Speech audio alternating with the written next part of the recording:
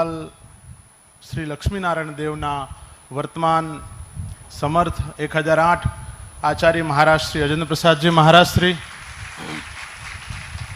વડતાલ શ્રી લક્ષ્મીનારાયણ દેવના ભાવિ આચાર્ય મહારાજ 108 શ્રી નુગેન્દ્ર પ્રસાદજી મહારાજ શ્રી, વડતાલ શ્રી લક્ષ્મીનારાયણ દેવના નાના લાલજી મહારાજ શ્રી, પુષ્પેન્દ્ર પ્રસાદજી મહારાજ શ્રી, બંને બાલલાલજી મહારાજ શ્રી, બ્રહ્મનિષ્ઠ વડીલ સંતો, પાર્ષદો, શ્રીજીના દરેક લાડીલા ભક્તજનો. ભક્તજનો, આ પૃથ્વીને વિશે કોઈ વ્યક્તિનો જન્મ થાય અને પાછું ભગવાનના ધામમાં જવાનું થાય, એ દરમિયાન આ જીવનું કલ્યાણ, આ જીવને ભગવાન તરફ લઈ જવા માટે આ જીવના કલ્યાણના દાતા એ ગુરુ હોય છે. એ શાસ્ત્રની અંદર વર્ષોથી લખાયેલી વાત છે. લખાયું છે, ષડંગાદિ વેદો મુખે શાસ્ત્ર વિદ્યા કવિત્વાદિ ગદ્યમ સુપદ્યમ કરોતિ ગુરોરમ દિપદ્મે મનશ્ચેન લગ્ન તતઃ કિમ તતઃ કિમ તતઃ કિમ તતઃ કિમ. આખી સુક્તિનો ચોથા ચરણમાં એક સરસ અર્થ છે, ગુરુના ચરણોમાં નથી ધ્યાન તારું, પછી શું તતઃ કિમ, પછી શું તતઃ કિમ, પછી શું થવાનું ને પછી શું થયું.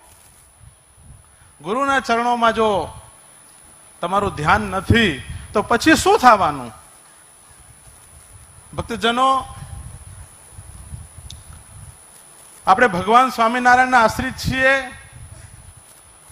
અને કાયમ માટે ભગવાન પાસે મહારાજે વચનામૃતમાં કીધું છે કે ભગવાનનું ભજન કરવું ને તો મોક્ષના ખપે કરવું, બાકી ભજન ન કરવું.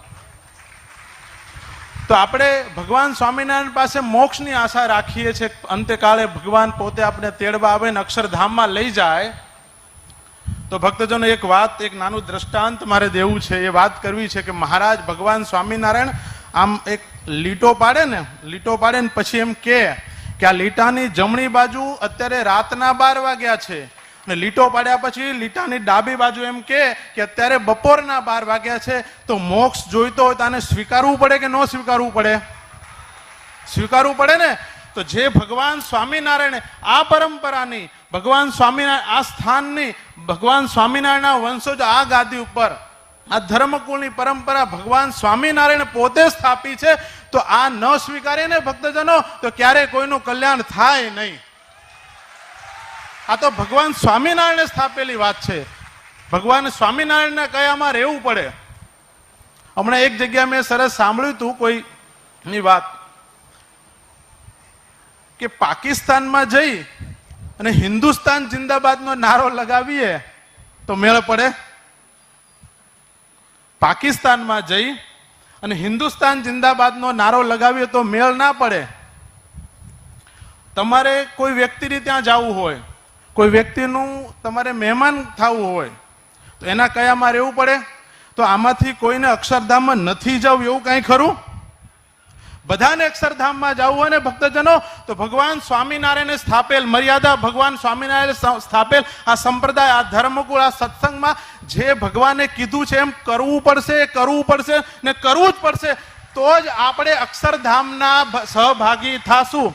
ઘણીવાર સભામાં કહેતા હોઈએ છીએ ને કે અક્ષરધામની સભાની અંદર પણ આમ ગોઠણ દબાઈને બેસવું હોય ને ભક્તજનો, તો ભગવાન સ્વામિનારાયણની આજ્ઞામાં રહેવું પડે તો ત્યાં અક્ષરધામમાં જવાય. બાકી તો ખાલી વાતો સંભળાય, મોટા મોટા ભડાકા થાય, બાકી કાંઈ ન થાય.